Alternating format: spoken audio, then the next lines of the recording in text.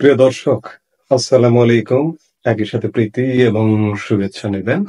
এই মুহূর্তে আপনাদের সামনে কথা বলতে এসেছি।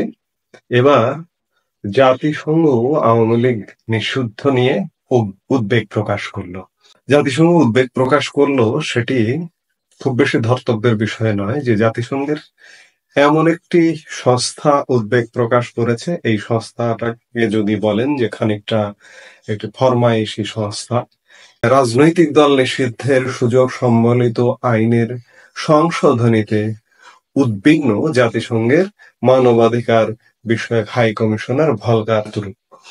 আমি এই সংস্থাটি নিয়েই প্রশ্ন তুলতে চাই এজন্য যে সারা পৃথিবীতে মানবাধিকার রক্ষায় মানবাধিকার লঙ্ঘনে এই প্রতিষ্ঠানটি আসলে কি অবদান রেখেছে সে ব্যাপারে সবচেয়ে বড় প্রশ্নটি রয়েছে যে এরা শুধু লাঠি ঘোরাতে পারে, ছড়ি ঘোরাতে পারে। যেসব দেশ পৃথিবীতে মাথা উঁচু করে দাঁড়াতে পারে না বছরের পর বছর, সেসব দেশের মানবাধিকার নিয়ে কাজ করে। কিন্তু পৃথিবীর যারা অর্থনৈতিকভাবে স্বয়ংসম্পূর্ণ সেসব দেশেও হাজারো মানবাধিকার লঙ্ঘনের ঘটনা ঘটে যায়, কিন্তু সেগুলো পাত প্রদীপের আলোয় আসে না, মানবাধিকার হাই কমিশনের দৃষ্টিতেও আসে না। সেই কমিশন এবার বাংলাদেশ আওয়ামী লীগের নিষিদ্ধ নিয়ে উদ্বেগ প্রকাশ করেছে। ঠিক আছে, আমরা এটিকে সাধুবাদ জানাই। আওয়ামী লীগকে যেভাবে নিষিদ্ধ করা হয়েছে সেটি আসলে বিধিসম্মত নয়। এটি দেশে বিদেশে আমরা সবাই বলছি, কিন্তু তারপরেও গায়ের জোরে আওয়ামী লীগের কার্যক্রমকে নিষিদ্ধ করেছে বর্তমান অন্তর্বর্তীকালীন সরকার। খবরে বলা হচ্ছে যে সোমবার জেনেভায় জাতিসংঘের 59তম মানবাধিকার পরিষদে উত্থাপিত বার্ষিক প্রতিবেদনে আওয়ামী লীগ নিষিদ্ধের বিষয়ে উদ্বেগের কথা জানানো হয়। হাই কমিশনারের অফিসে প্রচারিত বিবৃতিতে ভলকার তুর্কের বক্তব্য তুলে ধরা হয়। বাংলাদেশ বিষয়ে জাতিসংঘের মানবাধিকার বিষয়ক হাই কমিশনার বলেন যে রাজনৈতিক দল ও সংগঠন নিষিদ্ধ করার সুযোগ তৈরি করে সম্প্রতি আইনে পরিবর্তন আনা এবং এ সংক্রান্ত সব কর্মকাণ্ড নিয়ে আমি উদ্বিগ্ন। এটা অন্যায্যভাবে সংগঠনের স্বাধীনতা, মত প্রকাশের স্বাধীনতা ও সমবেত হওয়ার স্বাধীনতাকে সীমিত করবে। সম্প্রতি সন্ত্রাসী কার্যক্রমে জড়িত ব্যক্তি বা সত্তার যাবতীয় কার্যক্রম নিষিদ্ধ করার বিধান যুক্ত করে সন্ত্রাস বিরোধী অধ্যাদেশ 2025 জারি করে অন্তর্বর্তী সরকার। এই অধ্যাদেশের আলোকে বাংলাদেশ আওয়ামী লীগ এবং এর সব অঙ্গ সংগঠন, সহযোগী সংগঠন ও ভ্রাতৃপ্রতিম সংগঠনের নেতা কর্মীদের আন্তর্জাতিক অপরাধ ট্রাইব্যুনালে বিচার কার্য সম্পন্ন না হওয়া পর্যন্ত তাদের যাবতীয় কার্যক্রম নিষিদ্ধ করা হয়। এছাড়া আন্তর্জাতিক অপরাধ ট্রাইব্যুনাল আইনও সংশোধন করেছে অন্তর্বর্তী সরকার। সংশোধনী অনুযায়ী আন্তর্জাতিক অপরাধ ট্রাইব্যুনাল কোন রাজনৈতিক দল, তার অঙ্গ সংগঠন বা সমর্থক গোষ্ঠীকে শাস্তি দিতে পারবে।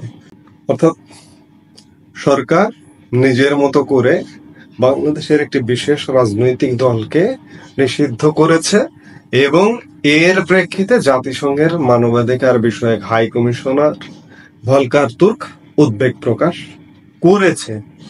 আজকে শুধু জাতিসংঘ নয়, সারা পৃথিবী থেকেই আনুকূল্য অর্জন কিংবা পৃষ্ঠপোষকতা অর্জন করতে পারেনি ডক্টর মোহাম্মদ ইউনূসের সরকার। সেই হেতু আজকে জাতিসংঘ উদ্বেগ প্রকাশ করছে, আগামীকালকে আরো বড় ধরনের উদ্বেগ প্রকাশ করবে। জাতিসংঘকে সারা পৃথিবীতে যেদিকে থাকে জাতিসংঘ কিন্তু সেটি। জাতিসংঘ একটি ছোট জগন্নাথ প্রতিষ্ঠান। একটা কথা আমরা জানি যে চাঁদের কোনো নিজস্ব আলো নেই, চাঁদ সূর্যের আলো দিয়ে পৃথিবীকে বা নিজে আলোকিত হয়। ঠিক তেমনি জাতিসংঘেরও অবস্থা কিন্তু তেমন। জাতিসংঘ কিন্তু সূর্য নয়, সূর্যের আলোকচ্ছটা ছড়িয়ে জ্বালিয়ে দেবে, পুড়িয়ে দেবে বা আলো ছড়াবে তা নয়। জাতিসংঘে অন্যের আলো দিয়ে চলে। তো যেটি হোক না কেন জাতিসংঘ উদ্বেগ প্রকাশ করেছে।